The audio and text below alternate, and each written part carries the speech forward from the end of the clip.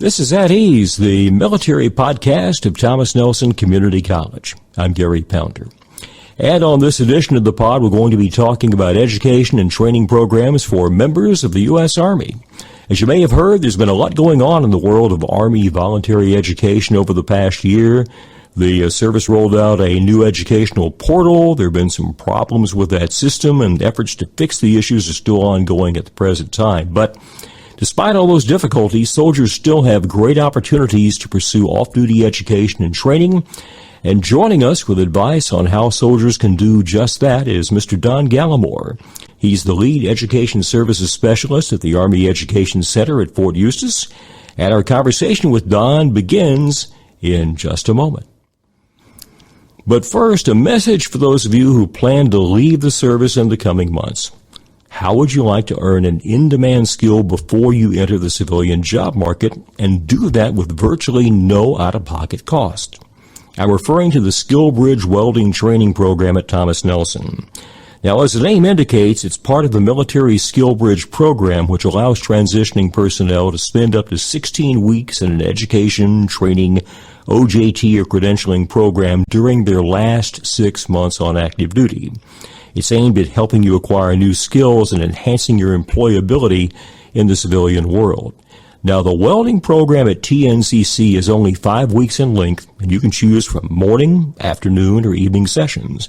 You'll earn a certification in shielded metal arc welding, which can help you then land a job as a welding trainee. And if you do well in the program, and most of our military students do very well, you'll be encouraged to apply for a welding trainee position at Newport News Shipbuilding, offering great pay and benefits from day one. And best of all, the cost of the program is paid by Virginia Career Works and the Tncc Educational Foundation. Learn more about this program by calling the military team here at Tncc. Our number is 757-825-2938. Or you can email me at pounderg, that's Pounderg, at tncc.edu. Get ready for your new civilian career at Thomas Nelson, becoming Virginia Peninsula Community College. As I mentioned during the introduction a moment ago, we're talking today about education services, programs, benefits for members of the U.S. Army, and we've got an expert in that field to join us. Mr. Don Gallimore is the lead education services specialist at the Army Education Center at Fort Eustis, and he's in the office right down the hall from where I spend most of my time. And Don, we certainly appreciate you taking the time to come across town and join us here in the studio on At Ease. Great. I appreciate you guys having me. I appreciate the invite. Well, anytime. You've always got an open invitation to join us here on the podcast. Let's talk a little bit about your own background experience. You were a career Navy man before. Yeah. Tell us about what led you to join the U.S. Navy, and I think you spent 26 years on active duty. Tell us about that. Yeah, I spent 26 years on active duty United States Navy. I'm probably going to let you know, going to my age now, we're going to let you guys figure that out. Well, I'm probably older than you are, so don't feel bad. But I joined in 23 July 1975. I came in as a seaman, undesignated seaman, and I always had an interest in working with the personnel field. So I eventually made my way up through the personnel field. My first duty station was on the submarine tender at Holy Loch, Scotland. And from there I ventured on to go to Spain and a few other assignments, But I spent 26 years and 6 months as a personnel human resource manager. My secondary background is a recruiting background, consists of, I guess the Army calls them counselors. Calls them enlisted classifiers. Right. When you came into the Navy, you would come see me. We would look at your ASVAB scores and tell you what positions or what MOSs or what ratings that we can put you in. Now, was that at a recruiting station, or was that after they had already joined the Navy and they were at Great Lakes, or? No, this was I was initially assigned to Navy Recruiting District, Columbia, South Carolina. Okay. And we actually worked out of MEPS at Fort Jackson. Okay. And also there we were heavy on recruiting folks into the nuclear power field. From time to time I'll go out with my exams and administer nuclear power field and do presentations and things like that to the parents. I'm a nuclear field coordinator. and went from there. And then from there, I went to various ships. I've been on 5 classes of ships: destroyers, frigates, tenders, aircraft carriers, so to speak. But I guess that's enough on that. Well, backtracking just I always ask people that come on the podcast, because many of our guests are like me and like you, military retirees. What was it? What was that initial event or thought process that brought you to join the U.S. Navy? Yeah, what happened was I graduated high school, and I initially was interested in a criminal justice field. So I went to a private school called Wilmington College in Newcastle, Delaware.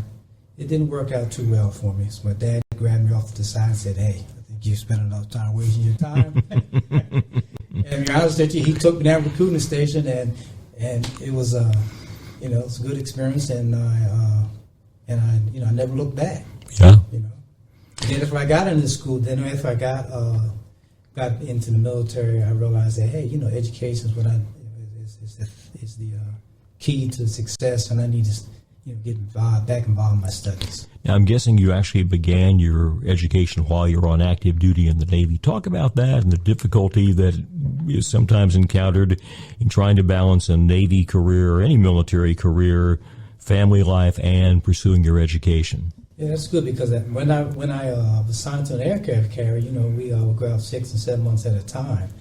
And back then they had to call the PACE program. Mm-hmm. So I was actually running the training department on board the aircraft carrier. My job was responsible for hiring instructors, rolling the sailors and tuition assistants, and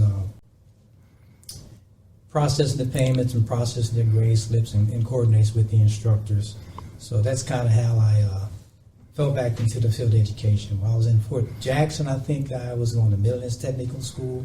I started back in there, dropped off a little. When I got back on the carrier and the assignment to that department, I said, hey, I might as well take advantage of that myself. Sure. Now, were you able to earn a degree while you were in the Navy? Yeah, I think I first came in, I had like maybe 60-something semester hours and 60-something semester hours, so they promoted me to advanced E3, so many college credits. Sure. And I slacked off a little while, and after that I realized, hey, I need to get back into the swing of things if I want to get promoted. And also in my career field, I'm telling other folks how to progress, and I wasn't doing it myself. So I realized, hey, it's time to get back in the swing of things, and I finished my associate degree, and didn't realize how difficult it was until I got out. And I started looking for a job. And they said, hey, you need to, want this kind of income, you need to have a bachelor's degree. So I finally tapped into my GI Bill, finished my bachelor's degree with St. Leo's University. After that, I went to my master's degree at TUI and pursued adult education. That was my major, and awarded my degree. And then I fell into counseling somehow. I somehow ran across an opportunity to become a contract counselor with Fort Eustis. That's what I initially started off at. So I became a contract counselor for 1 year. Then a position came open for MEPS again in Fort Lee, and they said, hey, Don, we know you got that classification background. We'd like you to come up here and run our HR department. So I was selected for a GS7 position, did that 6 months. Didn't work out, wasn't very happy with that. The hours were long. I was a geographic bachelor's. I was riding back and forth to Virginia, and I decided to come back to Fort Eustis, and I went back into the contract counselor position. I think 12 or 14 months after that, I got selected for GS9. Later, I got selected for GS12. Took assignments in Fort Myer and Fort Lee, and I just got back from Kuwait, running Camp Barron and Camp Average Education Center. And how long were you in Kuwait as the education officer over there? As a matter of fact, me and the Education Service Officer, Ms. Newkirk, we served together for about a 2-year period. But I spent about 3 years over there. Wow. So she departed, and she got hired on a position as the Education Service Officer here in Fort Eustis, and I filled her slot for about a year. And we were talking, say, hey, Don, I'd like you to come back. And this is where I had return rights anyway. So I decided to come on back. Well, yes, one thing, talking about Kuwait there a moment ago, many people know, even those who are not in the military, that We obviously have a lot of military bases overseas. There's infrastructure in place, and it is possible to pursue your education. But Kuwait is kind of a case in point that shows that even in a forward location, it's possible to pursue your education. And I'm always surprised at the number of soldiers, airmen, even sailors who, forward deployed, are able to actually finish a degree or keep working toward a degree while being deployed to a location like that. Yeah, speaking of Camp Arachon and Camp Beering, we had permanent education centers there. Mm-hmm. So that there was a lot of money invested in those centers, and soldiers after working hours. I think we had a contract with University of Maryland, European Theater at that time frame in Central Texas. So we ran classes 6-7 days a week, and they gave out soldiers opportunities to get involved and finish their education requirements. Absolutely. We also ran basic skills classes in support of increasing the GT scores. There's a whole host of programs that we ran. And we can talk more about that in this portion of the podcast. First of all, let's talk about the basic education benefits that every soldier in the Army has. We know about the GI Bill. Typically, soldiers will use that after they leave the service, or they stay in a while and are able to finish their education by using TA. Then they will go ahead and they can actually transfer after a certain number of years to a family member, spouse, child, something like that. But there's also tuition assistance, which pays for college classes while you're on active duty. So run down, if you will, kind of basically the overall education benefits package that a soldier in the U.S. Army has. Yeah, well, initially a soldier comes into the active duty, and once they be served about 2 years on active duty, they can tap into their GI Bill. We're not going to go into that this morning. We're pretty much going to concentrate on tuition assistance. Tuition assistance authorizes a soldier to go to school and authorize them to pursue at least 16 semester hours per fiscal year. The fiscal year runs from 01 to 30 September to 01 October. Mm-hmm. And during that time frame, they can accumulate 16 semester hours, which equates to about $4,000 a year. The caveat to that is, as long as the tuition is capped off, it's capped off at $250 per semester hour, and those 16 semester hours equates to $4,000 a year. Now, when does a soldier become eligible for TA? Because I know it's varied at various points. The Army changes TA policy, every so often. All the services do. So, exactly when in a soldier's career will he or she first be eligible for tuition assistance? Yeah, it's a process called tier eligibility. So, tier 1 requirements are a soldier who has attained a bachelor's degree and wishes to pursue a associate degree or a bachelor's degree, who has previously attained a bachelor's degree without the use of TA. They're authorized. They fall in the category tier 1, which means that once they finish their AIT and they go into their individual training, becoming whatever their MOS they elect to go into, they're authorized to pursue a associate degree or bachelor's degree. Mm-hmm. And then there's another requirement for seniors, for the folks that completed tier 2, your senior NTOs. They have to complete the advanced enlisted leader course. So once they've been in for a certain period of time, and that's usually maybe at the E5, E6 level. You may have a few E5s that qualify for that. Once they completed their advanced leader course, they're eligible to pursue a bachelor's or master's degree. Then also you have warrant officers that fall in that category too. Once the warrant officer completes his advanced warrant officer course, then he's eligible to pursue a master's degree. In regards of what tier status, everyone can pursue a certificate program, which consists of about 21 semester hours. Sure. And we'll talk more about certificates here in just a moment. But I know at one point the Army had a mandate that a new soldier, could not begin using TA benefits until they had completed their advanced individual training, or AIT. Is that still the case? Yeah, that's the example I gave earlier. The tier 1, they fall in the tier 1 category.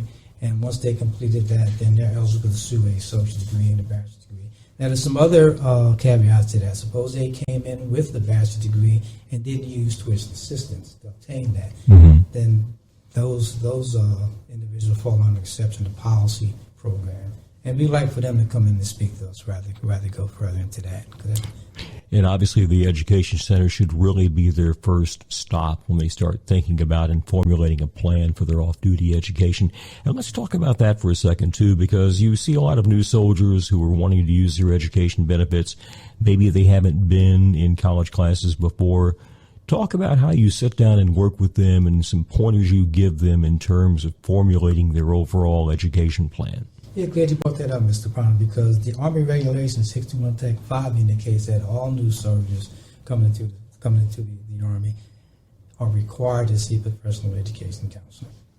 And what we do, we sit down with them, we go through a normal step of proceedings, indicating what their desires are, what occupation they want to pursue, and then we go through all the requirements, how much tuition assistance allows, what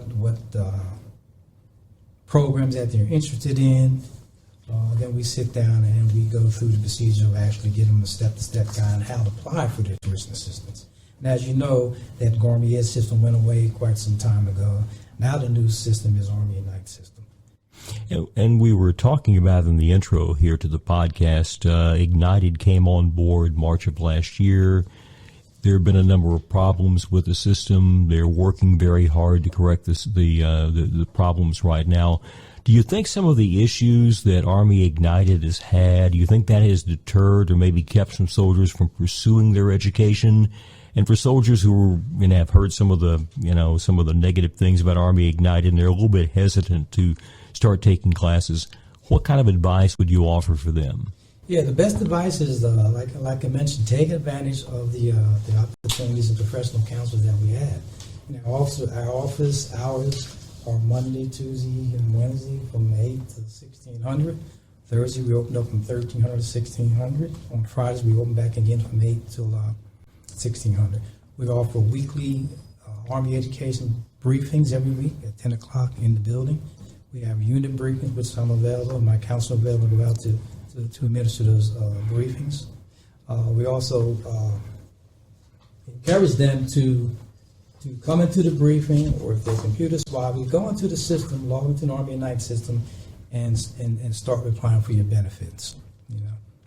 And within that system, you'll see various step-to-step guides. Mm-hmm. Some folks have been discouraged and been turned off about the new systems coming online.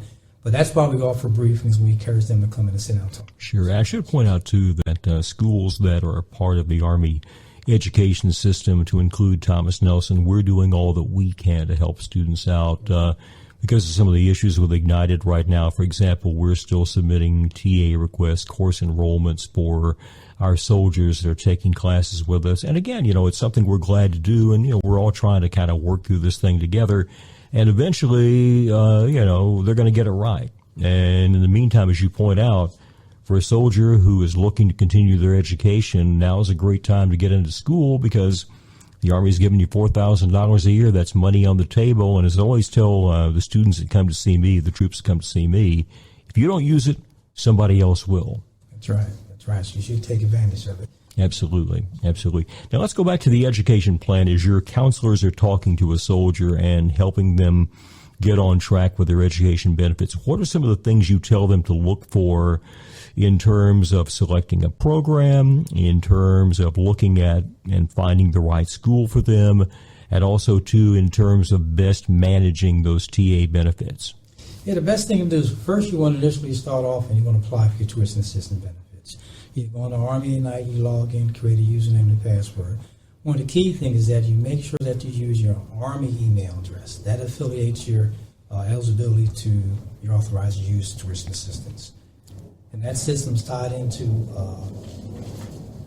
USAA system. So if you have a USAA jobs account, you want to make sure you use a different password for that. And once you go and you log into that system, then the first thing you want to do is go ahead and apply for your benefits. Once you do that, you just want to stop, sit down, talk to a counselor. At that point, we'll sit down with you and go through your various interest inventory, or if you use a decision tool, which is sent right away, and we're working on bringing that back online. That helps soldiers make an informed decision about what is it they really want to do.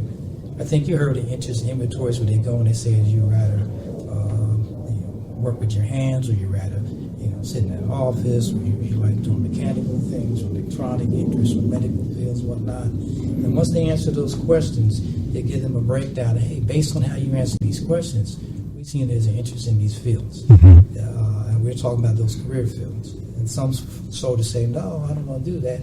I want to work with logistics, or I want to go into medical field, or I want to be in IT.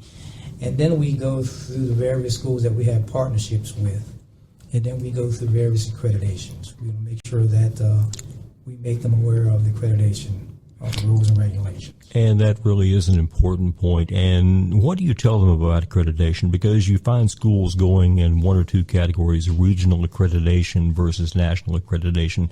Talk just a bit about the pluses and minuses of those schools in each category. Yeah, well, the U.S. Department of Education certifies various institutions based on their programs, and then they're categorized as a national credit institute or regional credit institute. And one of the things you want to look out for is you want to make sure that the program that you're going into is transferable. So another area you want to look out for is make sure you're the employer, whatever job you plan on seeking or pursuing after your military career. That you make sure that school is recognized through the accreditation agency. Another area would be, suppose you want to be a licensed electrician or anything of that sort, of that nature. You want to make sure that that school you're going to is certified through the proper license in special categories. And once again, too, you have military programs. Some programs may want you to pursue a degree at a regionally accredited school vice national. So one of the key things you want to look out for is that unless you're attending an Ivy League school or well-known state institution, you're pretty much protected. But after that, if it's not a regionally accredited school, an Ivy League kind of category, or Tier 1 or Tier 2 school, you want to check on accreditation. You're exactly right. And you mentioned the transferability aspect there, too, which is also very important, because it's a fact that in today's military, because our service members are so busy with their ordinary duties, deployments, and stuff like that, unless you come into the military with a lot of credits on the transcript already and, you're in a job where you can really pursue your off-duty education, you're probably not going to be able to finish that degree during that first enlistment. In fact, I think there are stats out there that say the average military member takes about 7 or 8 years to earn an associate's degree. So you can see how long this process can be. So it's really important to take the steps you're talking about there.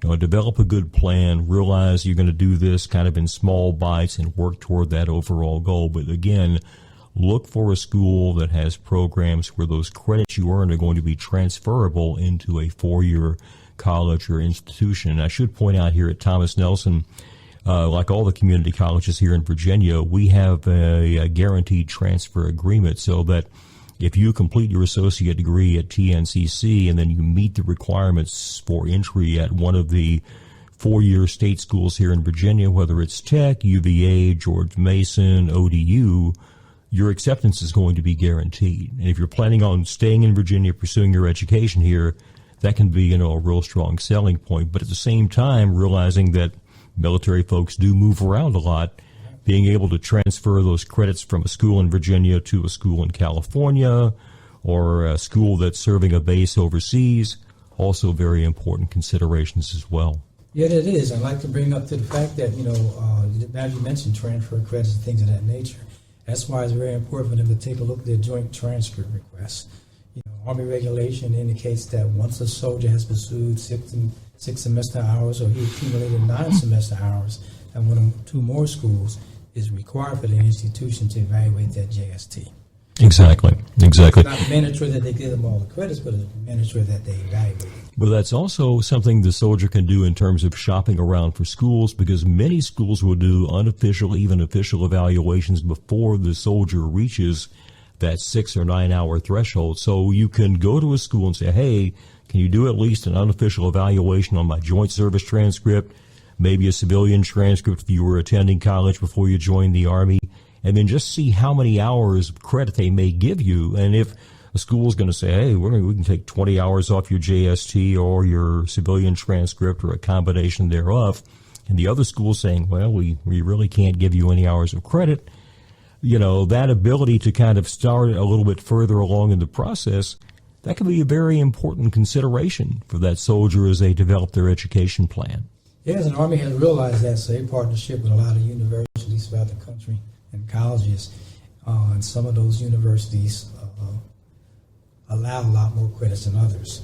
You know, for instance, the MPs come to us and they talk about a particular institution because they can get more credits, right? Going to that. Mm-hmm. So we kind of school them on those areas. Say, hey, have you talked to this college because if you're in this career MOS, they give you a lot more credits than this other particular school. Absolutely, you know, and they should shop around. Absolutely, and make that military training pay off for you. Because I know when I joined the Air Force, we were told from day one of basic training, hey, you're learning skills, you're acquiring knowledge here that can be applied toward college credit, and not all colleges view that the same way.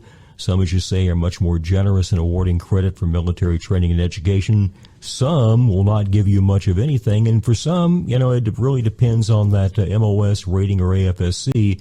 If it's something that is really relatable or transferable to an established degree program, you know, for example, your own rating there of human resources, that's in some cases an easier rating to transfer or to pull credit and give credit in a, you know, a program in business administration, human resource management, something like that. On the other hand, if you're a Marine rifleman, for example, may be more difficult to find a school who can give you credit because that particular job doesn't necessarily correlate to a lot of jobs there in the civilian sector. And that's why we sit down, we give some advice, we tell them the best thing to do is that, look, go to liberal arts or general studies, you know, or if you're interested in the medical field, we strain toward the general science. Mm-hmm. The majority of students come and they say, well, Don, I want to, I want to go to school, I want to earn some credits to get promoted.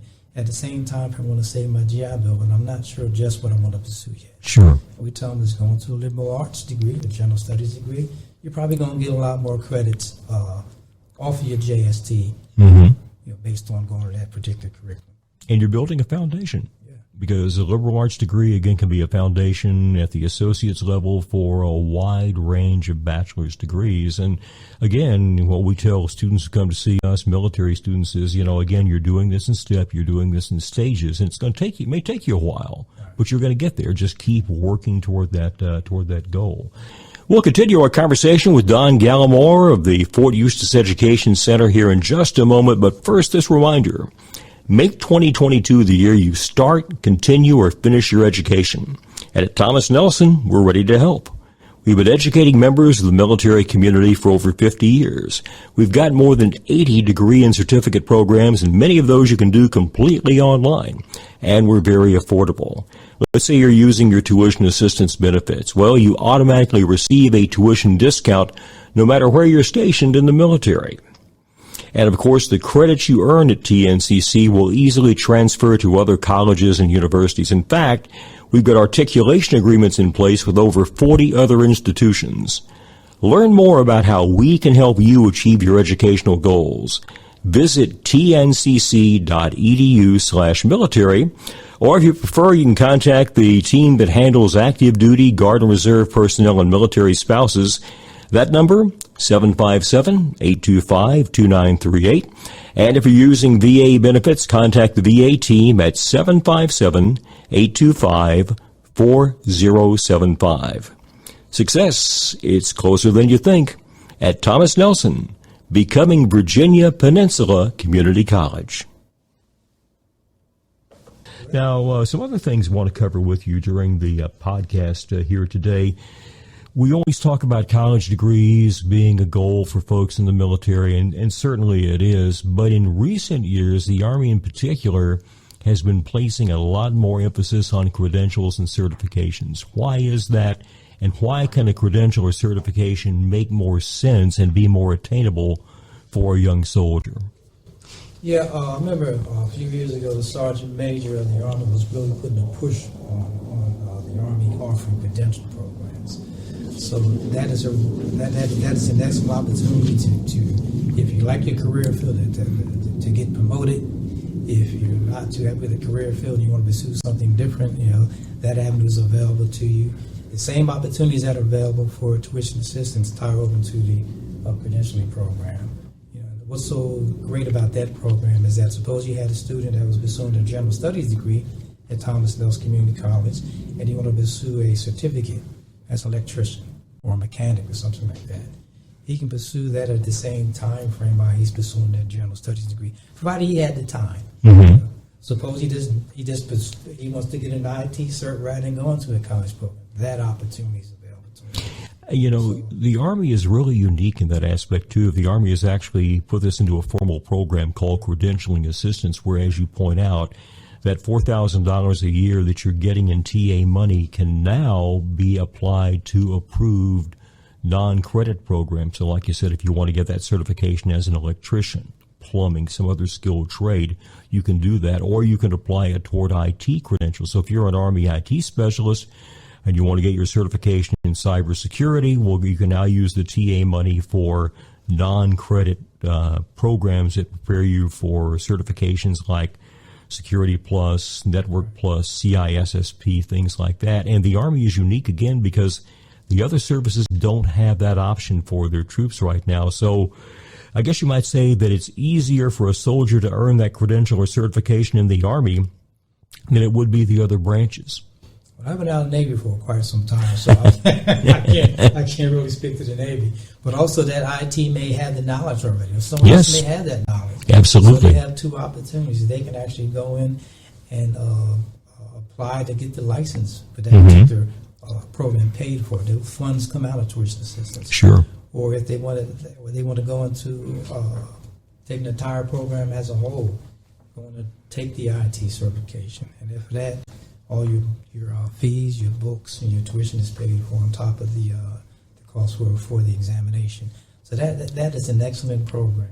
I hope to run through that on another podcast, but because we brought it up, you know, there's over 1,200, probably more than that, certs out there. Yeah. Suppose you wanted to go to a particular certification and it wasn't on that vendors list, as we call it.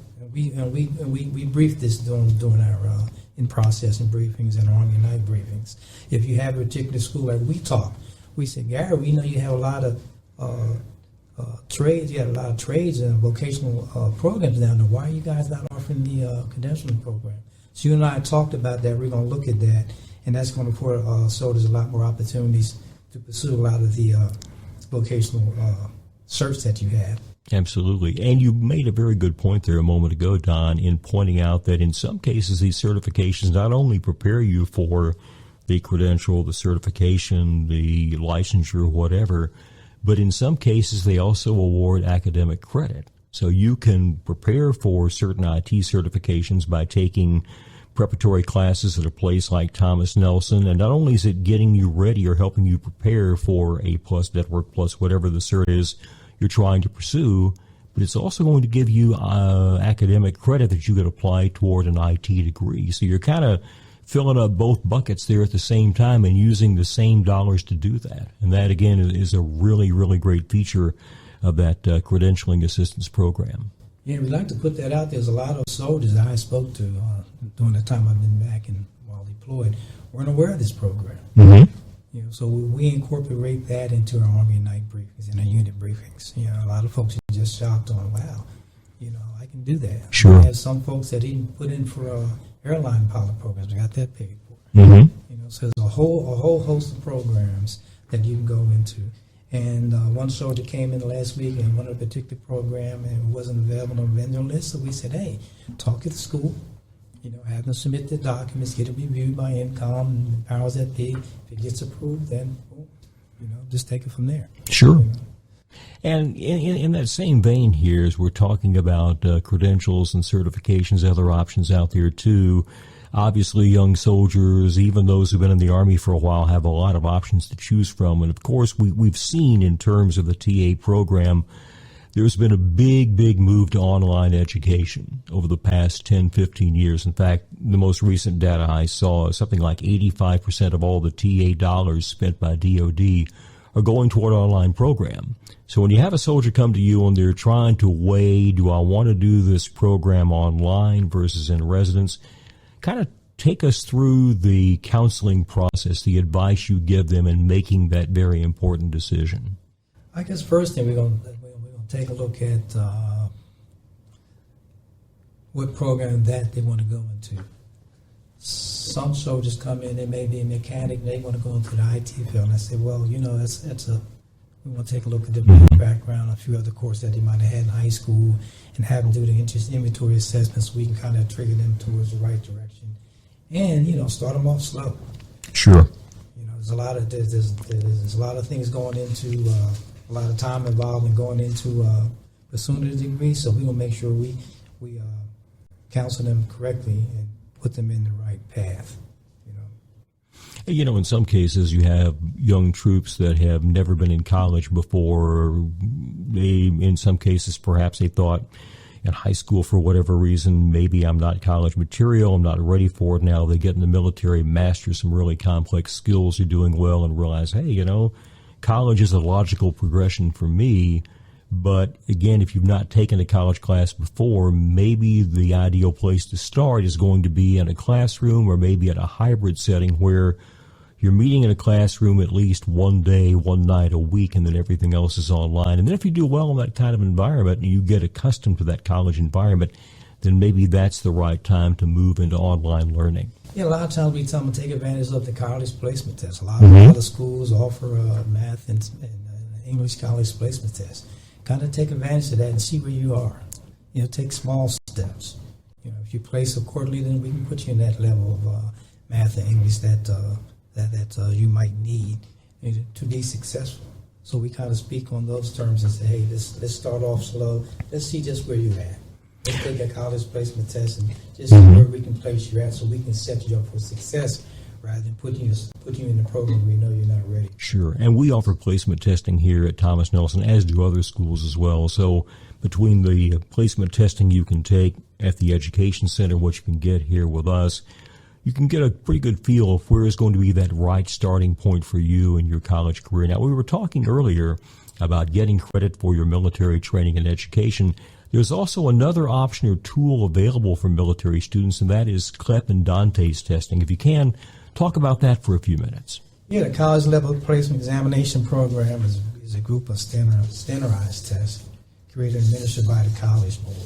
So some soldiers or members might have had advanced English or math courses or science courses in high school, and they say, "Hey, I'm pretty good at math. I don't want to sit in that class. Is the way I can earn credits?" Yes, you can challenge that particular course through the CLEP program, and that's free of charge. And you also can take advantage of the Dante's tests that are available, which is also free of charge. As long as the caveat to that, as long as you pass it. If you fail, you have to come out of pocket. If you take the test, you feel as though you're ready, then that course is free of charge. Right now, we don't have the National Testing Center set up yet. Once we bring another institution into the Education Center, and we hope to start that National Testing Center up. Sure. CLEP is a tool that can be used very effectively and very smartly. I had a good friend of mine in the Air Force, retired as a Chief Master Sergeant E9. He collected out of 24 hours of credit toward his bachelor's degree by simply identifying classes that he knew if he studied a little bit, he could go in there and pass a CLEP exam. He would set his test date in advance and go get the study guide and just spend a little time each day, a little more time on the weekend studying, preparing. And I think what a lot of people realize is you don't have to make a perfect score on the CLEP exam to get the credit. Yeah, once you go into that CLEP and that Dante's map, so to speak, there's a list of courses that you can offer. It tells you what the percentile chances are of succeeding and passing that course. Yeah. It also gives you a little exercise on, what are they going to ask me? What does this test consist of?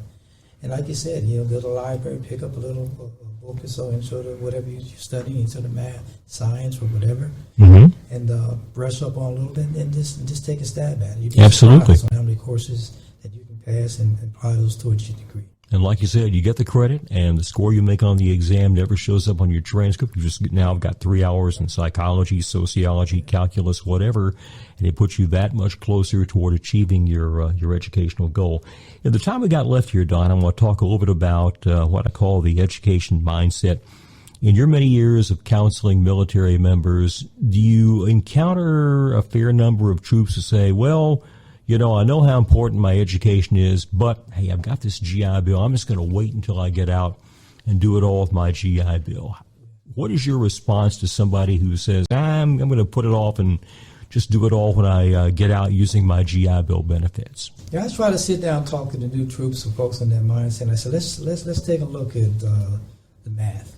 You're coming for a 3-year enlistment. You multiply that $4,000 by 3 years. That's $12,000 of tuition assistance that's available to you. That's a tremendous cost savings. So suppose you started off early and you use your tuition assistance wisely, and maybe the military may not be the right career path for you. You came here and said, hey, I want to try it. It didn't work for me. I think I'm going to go out in the civilian community and pursue my degree. That's $12,000 that you save. And towards your GI Bill, which you can use that money towards pursuing your master's degree, your BA degree, whatever the case might be. For instance, I did a little bit of research here, and the average tuition, the average BAH for a full-time student at Old Dominion University is about $1,767 a month. You multiply that times 36, that's $63,000. You get $1,000 a year for book, that's another $3,000. You tacked on, if you use your tuition assistance wisely, you can calculate all that money up. That's about $78,000. Yeah. So that's a tremendous cost savings if you can tap into your tuition assistance while you're on active duty. Absolutely. And we should point out, too, that TA is not the only option available for especially the younger troops, folks that are, let's face it, we were all E3s, E4s at one point. We weren't getting rich back in those days. But folks in those categories will often qualify for Pell Grants, and your eligibility for a Pell Grant is not impacting your eligibility for TA and vice versa. So you can tap into your TA benefits, you can tap into the Pell Grants, and the Pell Grants give you more money, and more importantly, perhaps, they will cover expenses that TA will not cover, things like books, fees, and things like that. So you've got even more of that money to supplement your GI Bill. And the thing I know that I often discuss with military students who come see me is, say, okay, your GI Bill is a great benefit. You should certainly use it. If you don't use it, and you stay in long enough, pass it on to your spouse or to your child. But remember that GI Bill's capped at 36 months. If you have never taken a college class before and you get out, can you complete that degree you want to complete in 36 months? In some cases, yeah, you can. But maybe if you're in a field like engineering or another type of hard science, may be difficult. And then if you've got a family and children, that kind of responsibility, that makes it more difficult too. So again, I think it's all the more reason for military members to use those TA benefits, start pursuing their education just as quickly as they possibly can, build that foundation, and then once you get out, maybe cap it off with your GI Bill benefits, or use that GI Bill for a graduate degree, professional degree, or again, transfer it to a spouse or to a child. That's correct. One thing I'd like to touch base back on is that, tuition assistance will pay for your associate's degree, bachelor's degree. They cap it off at 130 semester hours. So once you reach that threshold, you have not been awarded your undergrad degree, then you kind of cut off. So you want to take it seriously. Sit down, absolutely, with a counselor. Use all the tools that we have available to make sure you're going to be successful, rather than diving into it and not taking advantage of the professional counselors that we have on board staff, so we can guide you through that process. Yeah, and that's another great point, because we've heard horror stories about military members who spent 20, 25 years in, and they show up at the education center at their last base before retirement, and you look at their transcript or transcripts, and some of these folks had 200 hours of credit on their transcript and not a single college degree, because they were jumping from program to program and from school to school, so they racked up a lot of hours, but they were never able to put that together. And one thing the TA cap does, it, again, as you point out, it forces the soldier, the sailor, Marine, Airman, the Coast Guard member to really focus, find that degree they really want to pursue, and go after it. And then if they want to get another degree later on, maybe they could use their GI Bill benefit, or something like that. One more thing I want to touch on with you, Don, about the military mindset. Something we also hear from especially the younger troops, and again, especially those who are married and have kids, they'll say, yeah, I know how much I really need to pursue my education for my career, for my own personal benefit, but I've got family, I've got my job, I've got my hobbies and everything. How do I balance all this stuff? How do I make education fit into all the other things going on there in my life?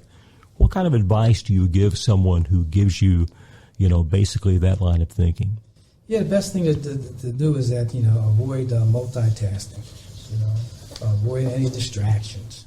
Take time to take care of your health. Utilize time in creative thinking. Stick to a schedule. Don't procrastinate.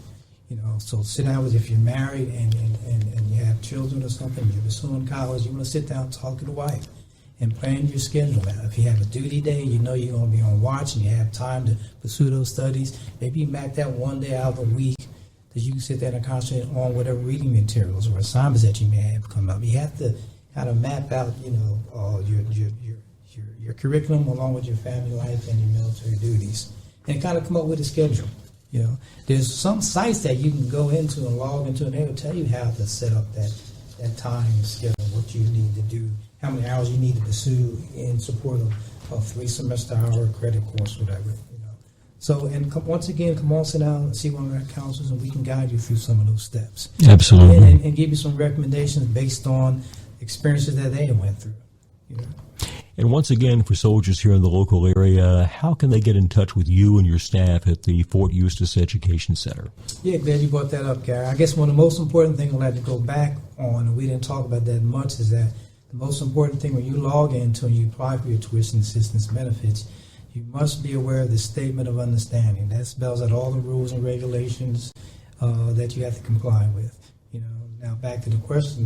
We're located at 1500 Madison Avenue, across from the Post Chapter. We mentioned our hours of operation.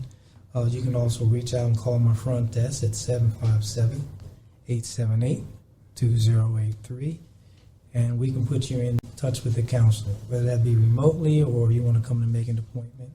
But appointments are not necessary. We have walk-ins at any time during our hours of operation. But if you desire an appointment, we'd be more than happy and sit down with you and set that up for you. Okay. But once again, that number is 757-878-2083.